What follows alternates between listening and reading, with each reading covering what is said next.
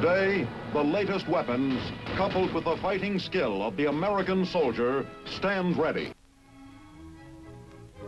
On a hilltop 30 miles south of Seoul, overlooking the ancient valley town of Osan, Korea, a monument to the recent past is dedicated.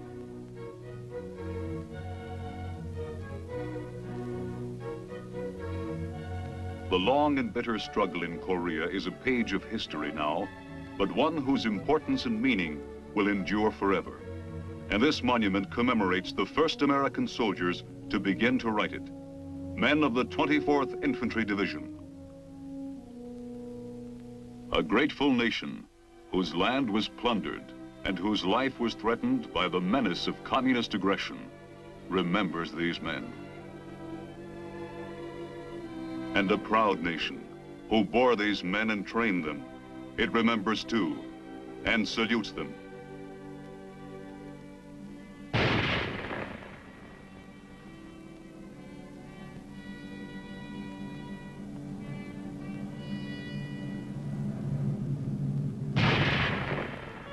They were the first. They fought bravely and long. This is the story of the war they fought.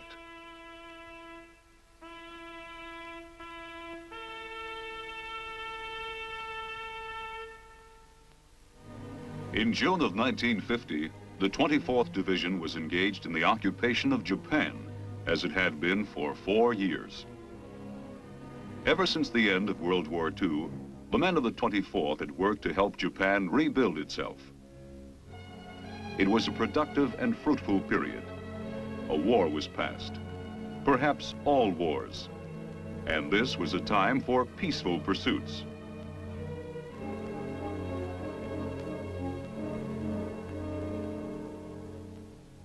But hope for peace was already dying as 1950's summer bloomed.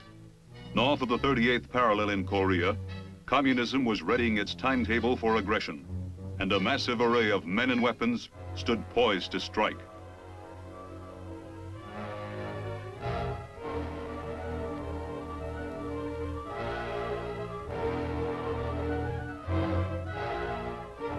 On the 25th of June, the well-equipped North Korean army struck in force, pushed across the border, overran the South Korean defenses, and plunged the nation into war.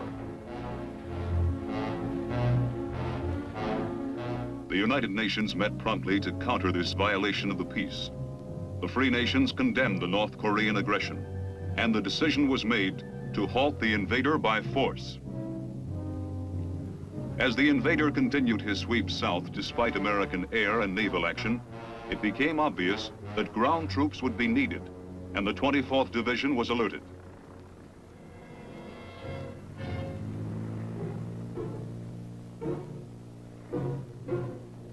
First to go was a task force of 540 men and their weapons.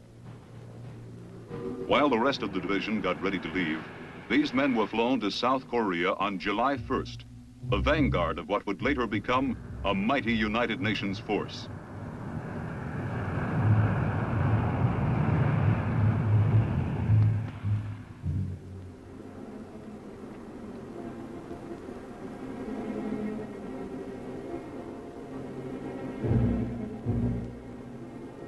Their orders were simply this: move north, stop them where you find them.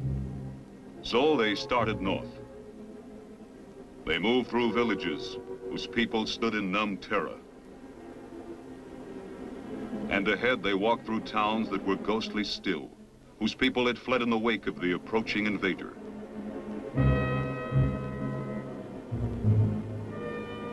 And finally at Osan, with the enemy only a few hours ahead and coming fast, they made their stand.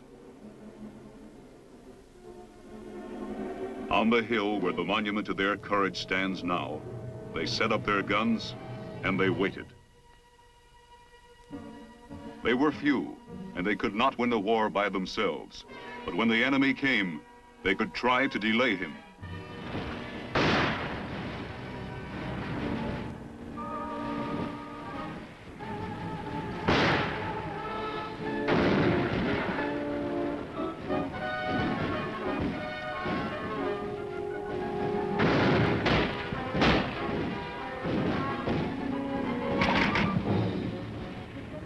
2 days on the high ground and the low, they held the enemy back. 2 precious days. The cost was high, very high.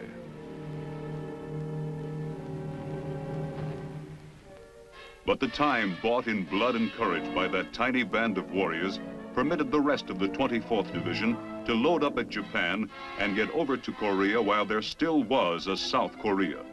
For the 24th, the peaceful days of the occupation were over now. Everything it had, every man, every weapon, every vehicle had a new job. The division's regiments and battalions loaded at record speed from 5 ports along the coast of Kyushu.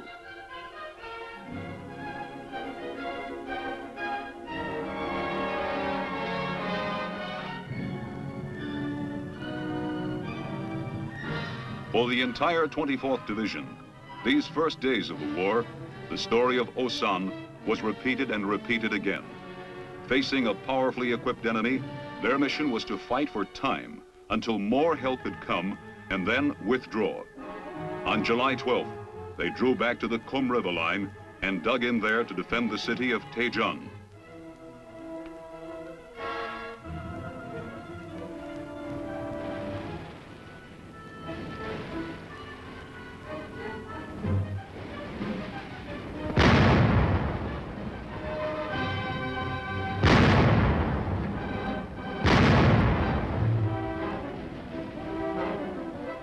Major General Dean, the 24th Division's courageous commander, and Lieutenant General Walker, commanding general of the 8th Army, together planned the delaying strategy of this battle, one of the most bitter of the war.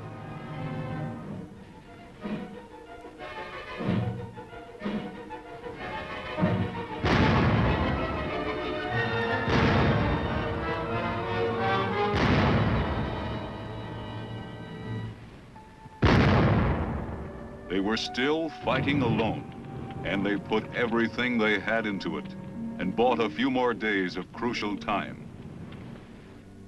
And finally, they withdrew again, destroying their bridges behind them.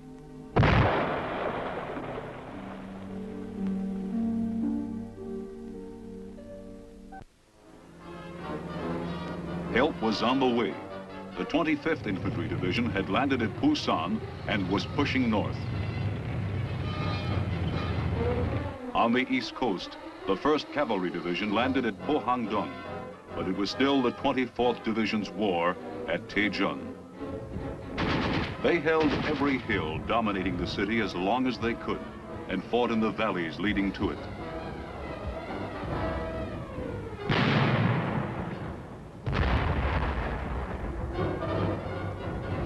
And finally, they withdrew to the city itself, Taejon, a name that will live in the record of the 24th Division as long as the division itself shall live.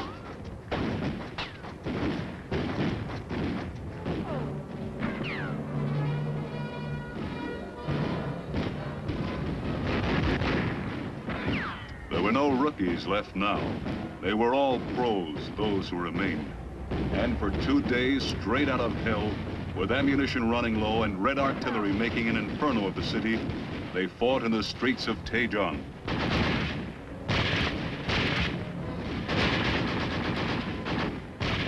General Dean was everywhere in those raging streets, giving heart to his tired men, fighting beside them.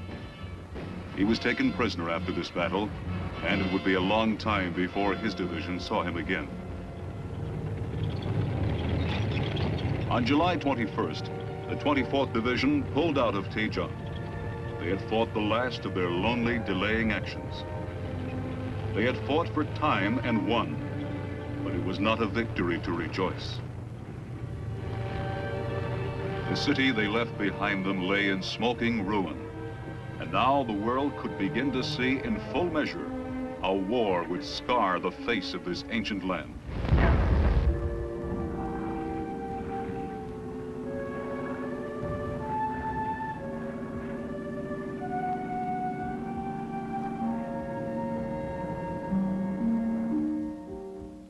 They withdrew. These were familiar words now, words that could sap a fighting spirit. But they could hope now that this would be the last withdrawal. The Naktung River runs generally south along the Korean peninsula. Wide and deep, it has served many purposes in Korean history, but none more important than its use as a natural defense of the port city of Pusan. A section of this river was to be the western boundary of the 8th Army's final defense around the Pusan perimeter in the summer of 1950. The 24th Division moved back to this river and dug in. For the first time in the war, they had a position they could really defend. For the ground troops, this was a period of defense and the tightening of lines. But Allied planes took over the job of offense, carrying the war to the enemy's own positions.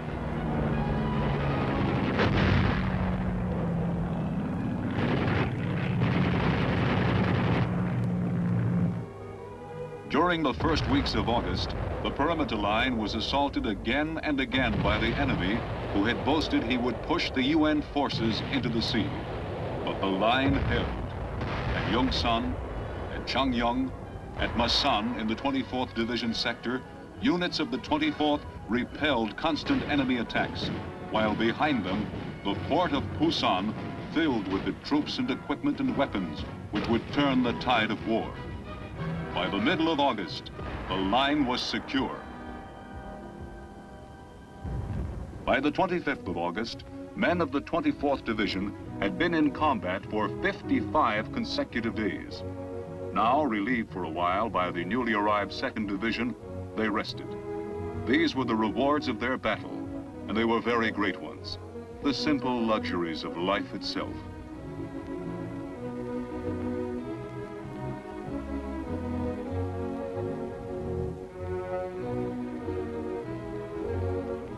For a short but wonderful period, they were able to relax, to catch up with the world whose news they themselves were making, and to fortify themselves for whatever lay ahead.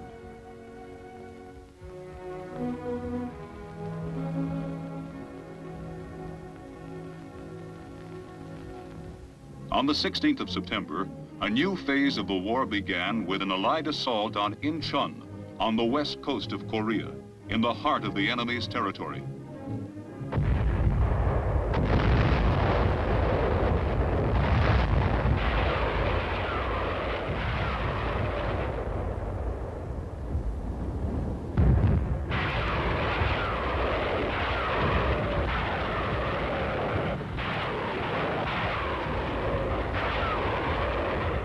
General MacArthur, commander of the United Nations forces, himself directed the invasion of this port by the U.S. 10th Corps. Troops of the 1st Marine and 7th Infantry Divisions stormed ashore and rushed forward toward the capital city of Seoul.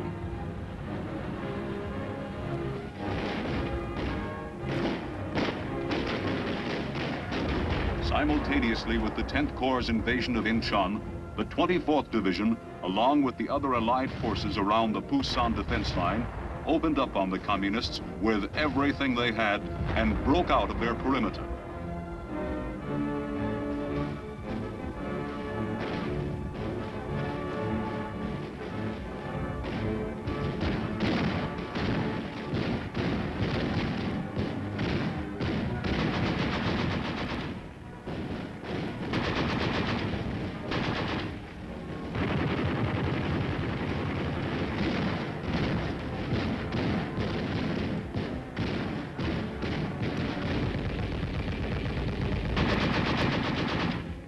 Enemy resistance was heavy, and it left its mark.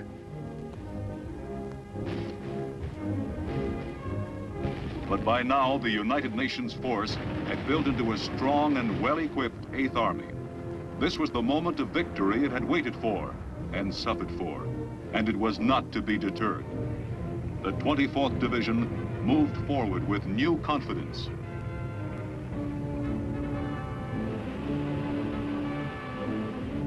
Units of the 24th, doing what they had kept the enemy from doing for so long, crossed the Naktung River every way they could on September 19th.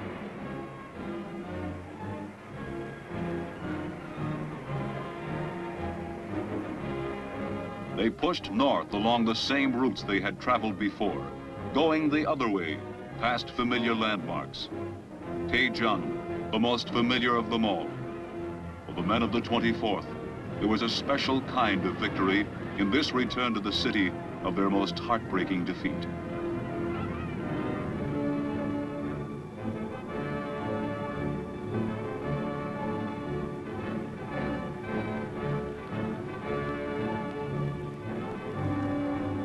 The long road back was paved with victory, but it was also scarred with memories. The road back was arduous because the troops had to rebuild it, repair the bridges and the roads they had destroyed in their withdrawal, and those the enemy had destroyed in his retreat. But painstaking though it was a job that had to be done, and it was done, and the army moved ahead. By the middle of October, the 24th Division was crossing the 38th parallel, having helped clear the area north of Seoul.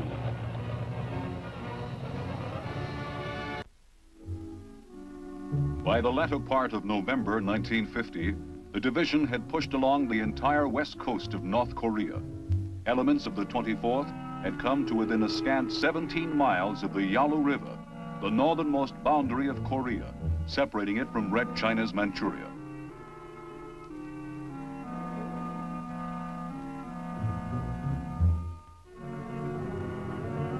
The men of the 24th Division ate Thanksgiving dinner in the snows of the North Korean mountains that year, but it was a great Thanksgiving.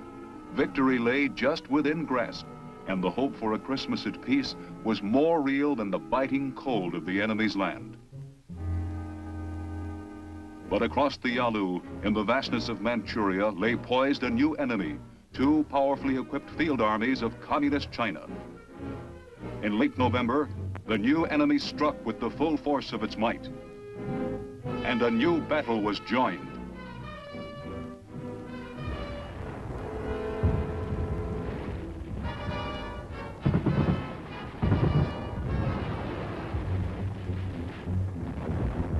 The force behind the assault of this new enemy was too strong. He had too many men, too much fire, and the United Nations command was forced back. Thus, this new war began as the last one had, in agonizing withdrawal. The hope for Christmas peace died bitterly in the hearts of weary men.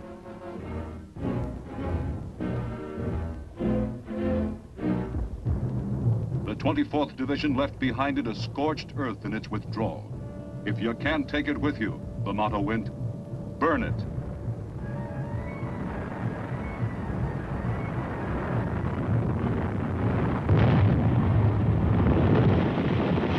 The roads south were clogged with refugees, homeless people, uprooted from their villages and driven into the winter cold by the terrifying threat of a communist occupation.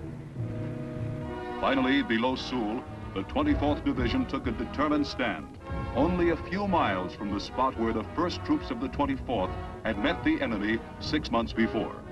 Here they would resist, and they would hold against the full might of the Chinese Communist forces.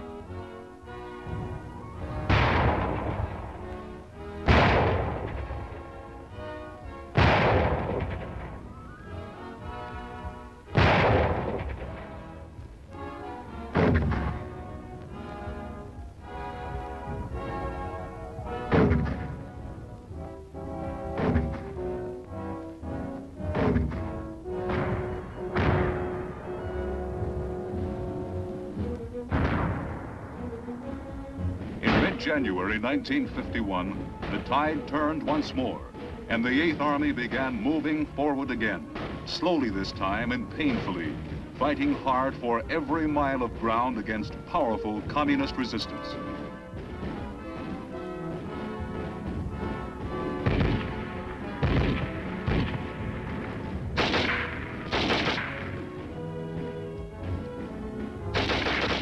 Sometimes for the 24th Division, it was a matter of inching forward to regain lost and vital territory.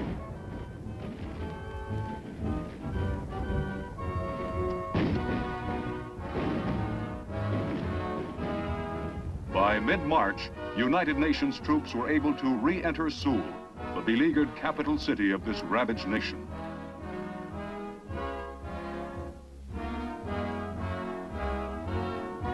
After that, they pushed again north of the 38th parallel and were back in enemy land once more.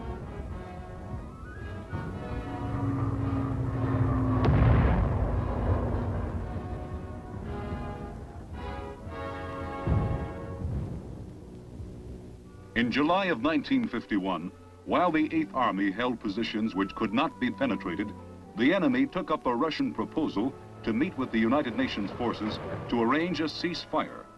Little more than a year after the war began, the opposing sides met, first at Kaesong, and later at Panmunjom.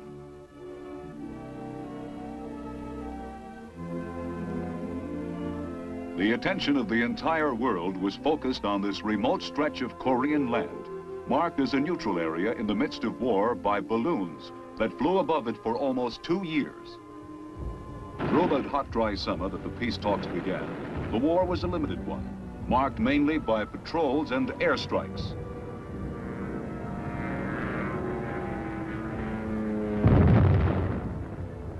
Near the end of August, the 24th Division moved into reserve, and for a month, life was one of relaxation.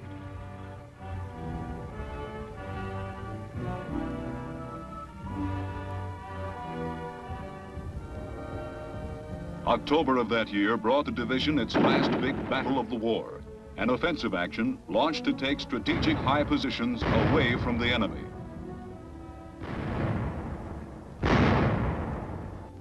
Less than 3 months later, the 24th Division moved to Japan, where it took over the security guard of that nation and underwent rugged training for a year and a half.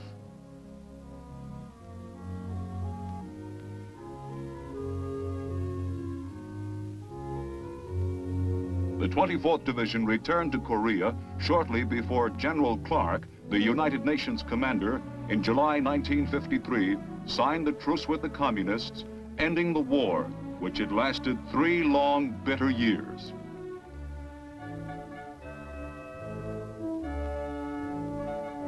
With peace came Operation Big Switch, the exchange of prisoners both sides had lost.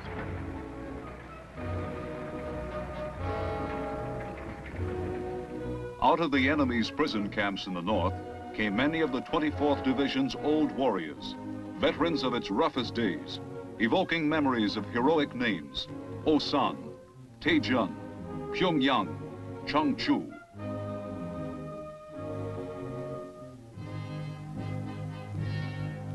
And there was none whose return evoked stronger memories than General Dean, the 24th's commander, who had been captured at Taejun.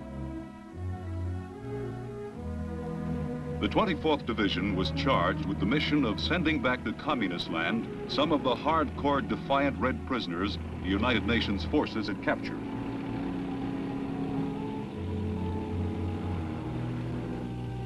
It had yet another job, however, and a better one. In January and February of 1954, one regiment of the 24th Division took charge of the Chinese ex-prisoners of war who elected to forsake communism and return to freedom. In this last task, connected directly with the Korean action, the men of the 24th watched this phase of the war they had been involved in from the first end nobly.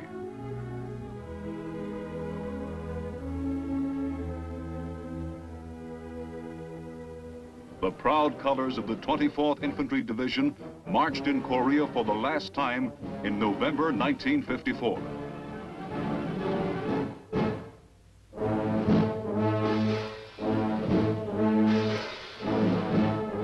The men who had been the first to stand, to fight, and to fall in this first war to contain communist aggression staged a final parade over land they had fought for before returning once more to the Japan they had left.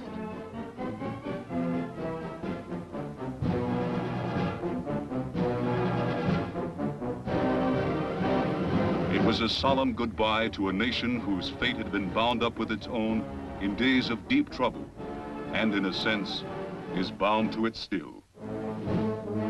or the heroic record of the 24th Division at midpoint in the 20th century, when free men acted on their knowledge that strength and courage are the only deterrents to aggression, is written indelibly over the face of the ancient land of Korea.